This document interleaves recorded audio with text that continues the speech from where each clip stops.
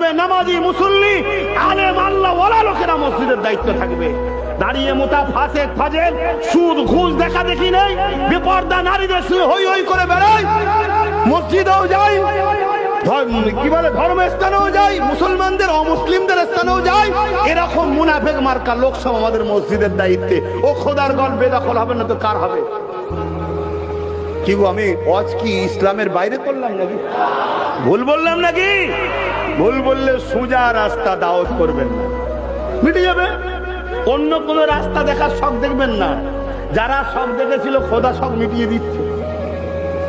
যারা পাকামু করতে গেছে, পিছনে সমালোচনা করেছে, ছোট বড় কথা বলেছে, খোদা সব শখ মিটাচ্ছে, অনেক মিটিয়ে দিয়েছে, আজও অনেকে মিটছে, আগামীতে আরো মিটবে। যত বড় শয়তান তার মার একটু দেরি করে হয়। কথা শুনছেন না শোনেননি?